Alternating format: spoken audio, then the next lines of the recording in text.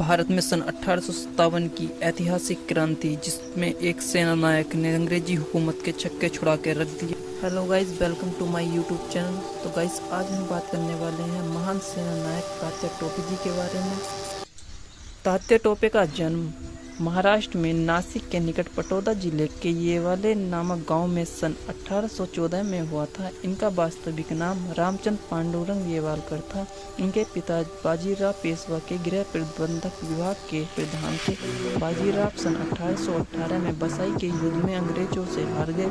उन्हें पूना छोड़ना पड़ा। इस कारण तात्या टोपे के पिता भी पेशवा के साथ पूना से कानपुर के पास बिठूर आ गए। यहीं पर तात्या बचपन में नाना साहब, लक्ष्मीबाई, मन्नू आदि के साथ युद्ध का खेल खेला करते थे। वह आजीवन अविवाहित रहे। 1851 में पेशवा की मृत्यु के पश्चात नाना साहब बिठूर के राजा हुए।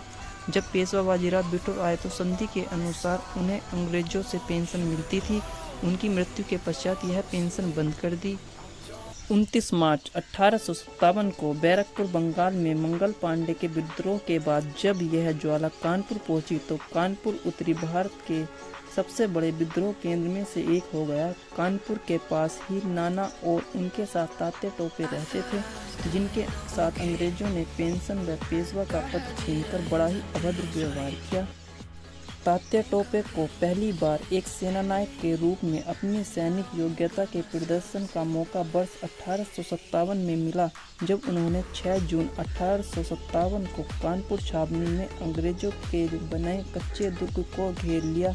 यहाँ सैकड़ों की संख्या में अंग्रेज मौजूद थे। तात्या ने 12 जून को सीधा आक्रमण किया। इस युद्ध में तात्या टोपे की विजय हुई और अंग्रेजी सैन्य अधिकारी व्हीलर को आत्मसमर्पण करना पड़ा। अब तात्या टोपे कानपुर की रक्षा के लिए अपनी फौज को व्यवस्थित करने लग गए। तभी हैवलॉक की अगुवाई में अंग्रेज सेना ने जुलाई 1857 के द्वितीय सप्ताह में कानपुर पर धावा बोल दिया। दोनों पक्षों में भीषण युद्ध हुआ, लेकिन अंततः विजयश्री अंग्रेजों को मिली। इस पराजय के बाद नाना ने अपने पूर्व सेनाध्यक्ष को हटाकर तात्या को अपना सेनाध्यक्ष बनाया और उन्हें विद्रोह की पताका फहराते रहने का आदेश दिया। अब पूरा नेतृत्व तात्या टोपे के हाथों में आ गया। वह अपनी कुशलता व बहादुरी के बल पर इस स्वाधीनता संघर्ष में सबसे लंबी अवधि अर्थात 17 जुलाई 1857 से 8 अप्रैल 1859 तक डटे रहे। मार्च 1857 में अंग्रेजी सेना से झांसी का प्रचंड युद्ध चल रहा था। तब तात्या टोपे ने 20,000 से अधिक सैनिक की विशाल फौज के साथ उनकी सहायता के लिए झांसी के निकट आ चुके थे। तभी सूचना पाकर यूरोज अपनी विशाल सेना के साथ वहां आ धमका और उन्हें वहीं रोक दिया। परिणाम स्वरूप तात्या और यूरोज की सेना के बीच 4 अप्रैल 1857 को बेतवा का भयंकर युद्ध लड़ा गया। इस युद्ध में अंग्रेजों के अच्छे तोपखाने के कारण तात्या की सेना को पीछे हटना पड़ा। तात्या टोपे 22 जून 1858 से लेकर 7 अप्रैल 1859 को पकड़े जाने तक चतुर्दिक अंग्रेजी फौजों के साथ गोरिल्ला युद्ध करते रहे। इस कारण से उन्हें विश्व के सर्वश्रेष्ठ गोरिल्ला युद्ध के सेनानायक के रूप में प्रसिद्धि मिली। और 7 अप्रैल को अंग्रेज सैनिक अधिकारी मेड ने तात्या टोपे के सहयोगी मानसिंह पर दबाव बनाकर उनकी सहायता के लिए तात्या को धोखे से गिरफ्तार कर लिया।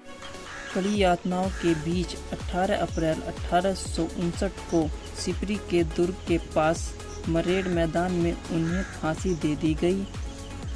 तात्या केवल चंबल, नर्मदा और ताप्ती की घाटियों में नहीं अपितु हिमालय से लेकर कन्याकुमारी तक, राजस्थान से बंगाल तक संपूर्ण देश के लोगों के हृदय में विद्यमान है। उन्होंने एक ऐसा युद्ध लड़ा जो विजय और पराजय की सीमा से परे था, किंतु उन्होंने अपने देश के राष्ट्र एवं महान परंपराओं के अनुरूप युद्ध किया। उनका नाम सदैव एक भारतीय वीर के रूप में सम्मानपूर्वक लिया जाता रहे।